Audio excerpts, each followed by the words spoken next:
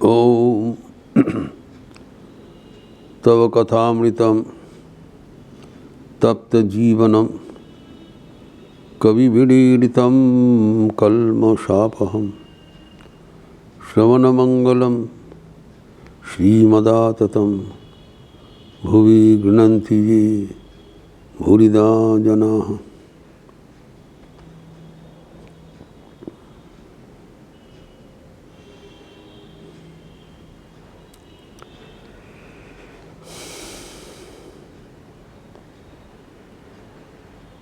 ध्रुव की अपूर्व कथा हम लोग चर्चा किया। इसके बाद क्रम में आते हैं गजेंद्र एवं ग्रह का मोक्ष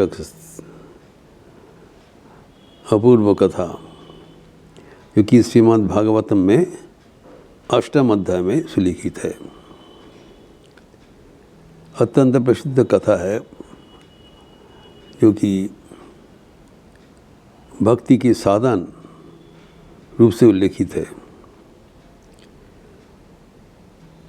गजेंद्र यानी हस्ती के राजा एवं ग्रह यानी मगरमच्छ, fight between the elephant and the crocodile. Shrimad Bhagwat में अष्टम अध्याय के द्वितीय अध्याय में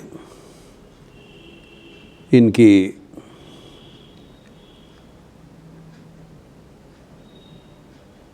जो लड़ाई के बारे में उल्लिखित है।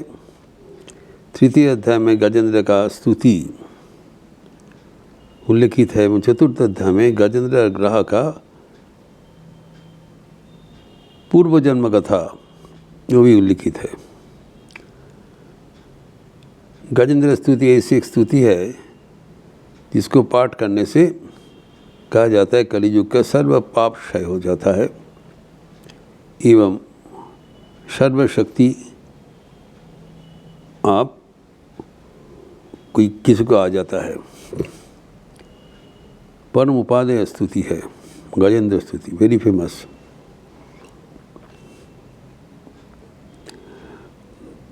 तो अष्टम अध्याय में महाराज परीक्षित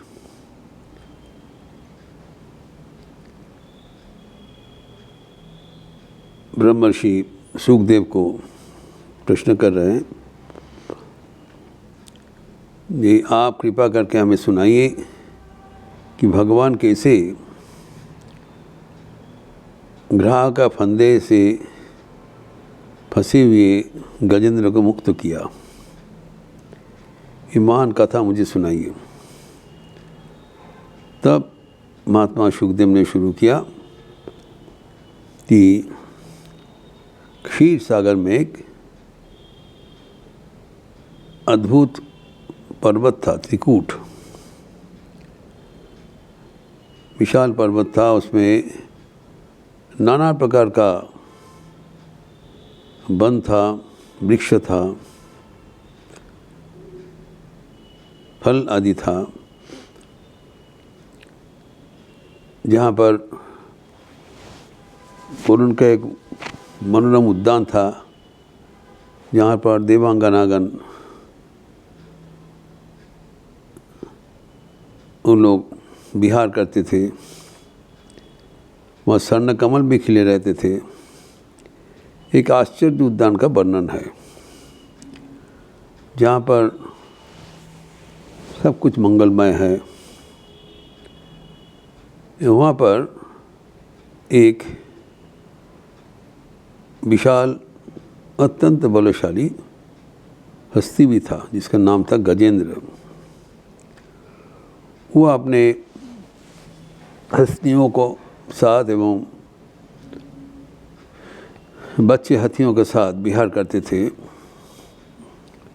और वे इतने पराक्रमशाली थे कि उसको जो गंध पाने से ही दूर दूर से जो हिंस्र पशुगण थे, सिंह, व्याघ्र, शार्दूल आदि, सब दूर से भाग जाता था। उसके इतना प्रताप था। और वो आने से जो निरीह प्राणी है, हरिण और छोटा छोटा प्राणी, उन लोग निश्चिंत रहते, घूमते रहते थे, जानते कोई यहाँ पर भी उपद्रव नहीं होगा। तो वो अपना शक्ति में, मदगर्म में वो बहुत मंदिद्व था, गर्वित था।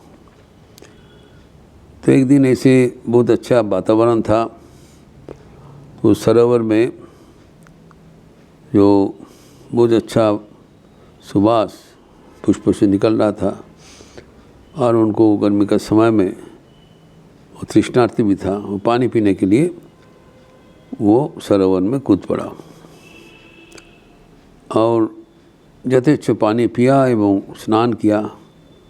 उसके साथ साथ गृहस्थ होने के नाते अपने हस्तिनी एवं जो शिशु हाथियों थे उनको भी स्नान कराया, नहलाया, और बहुत आनंद में वो विहार कर रहे थे एवं अपना जो शक्ति एवं सामर्थ्य का मद में गर्वित भी था।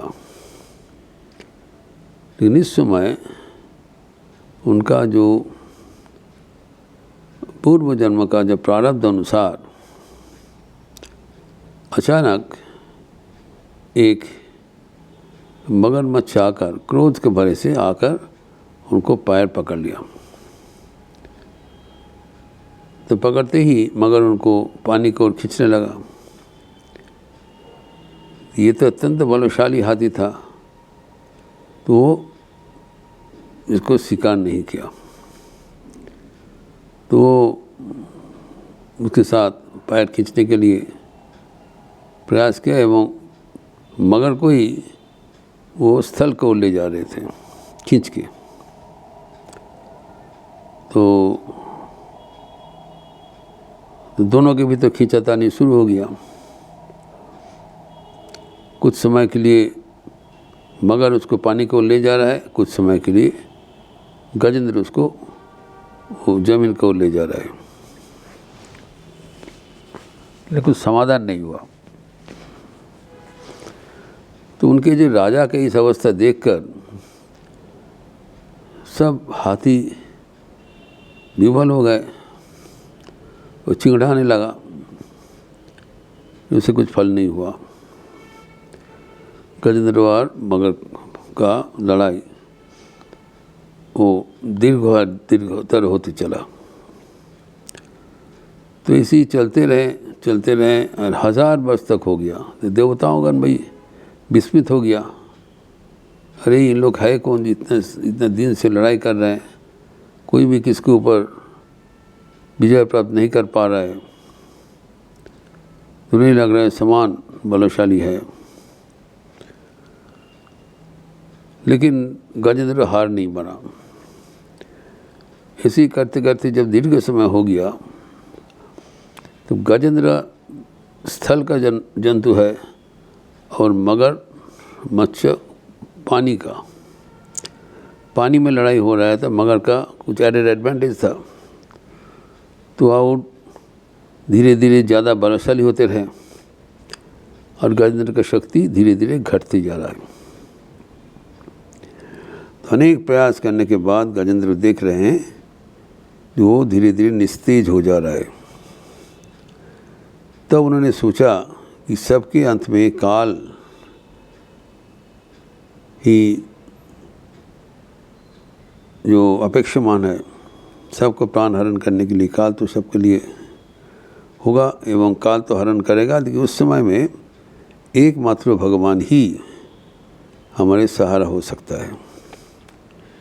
तो ऐसी सोचकर आखिर में अपना संस्कार अनुसार गई जन्म में सीखा हुआ स्तुति, वो गजेंद्र स्तुति वो करने लगा, भगवान को स्मरण करते हुए। तो वो स्तुति आश्चर्य स्तुति है। अनेक श्लोक विशिष्ट स्तुति में भगवान का ही गुणगान कहा गया है कि भगवान कौन है, जो वो निराकार होते हुए भी साकार है और सृष्टि स्थिति प्रलय सभी करते रहते हैं एवं सृष्टि के भीतर भी रहते हैं। वो त्रिगुणात्मिका है एवं गुणातीत भी है। वो सर्व जन को रक्षा करते हैं एवं जो भी भक्त उनको पुकारते हैं उनको सहारे में आ जाते हैं। ये भगवान का विशाल स्तुति है। इसमें पढ़ने से हमारा मन अवश्य भगवतमुखी हो जाता है। भगवान का विशाल कृपा और ये सृष्टि के भीतर विधृत है और हजारों वर्ष तक वो कृपा का परवश होकर सब दुनिया चलते रहते हैं। वो प्रत्येक को शिष्ट करते हैं और उनका पालन करते हैं एवं उसके संहार में उसके साथ विलीन हो जाते हैं। एवं इस जीवन ही भगवान को प्राप्त करने के लिए अवसर है। भगवान सबको अवसर देते हैं एवं जो उनको पाने चाहते हैं उसको सहारा में तुरंत तक उपस्थित होता है। ये भी बताया भगवान जो विपद को उद्धार करने के लिए सदैव तत्पर है। He is ever active, ever conscious and ever alert. जब भी कोई उनको बाकुल होकर उनको पुकारे भगवान अवश्य उनके पास सारा रूप से आएंगे। ये भरोसा लेकर ही गजेंद्र स्तुति कर रहे हैं। एवं दीर्घ स्तुति है। प्रत्येक छत्र में भगवान का भक्ति का विस्तार पूर्वक उल्लेख है। भगवान का भक्ति ही परम आदरणीय है। जो भक्त भक्ति सहकार भगवान को पुकारेंगे उसका कोई विनाश नहीं होगा। तो विशाल ये स्तुति जो लिखा हुआ है श्रीमद् भागवतम में 8वें स्कंद का 3 अध्याय में, इसको जो सुनते ही श्री भगवान स्वयं अपना धाम छोड़कर वहाँ पर आके त्रिकुट पर्वत में उपस्थित हो गए, गरुड़ को वाहन करते हुए और आके हाजिर हो गए।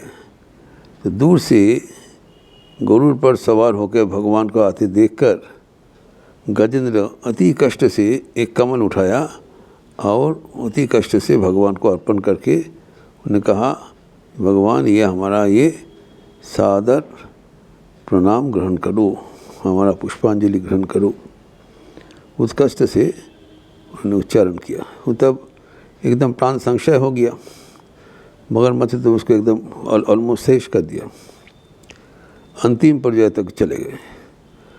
तो अपना भक्त गजेंद्र का ऐसी अवस्था देखकर भगवान तुरंत गरुड़ का सवार वेद रूप गरुड़ का सवार छोड़कर तुरंत वहाँ पर कूद पड़ा एवं खींचकर ग्राह और गजेंद्र को दोनों ही उस स्थल पर ले आया।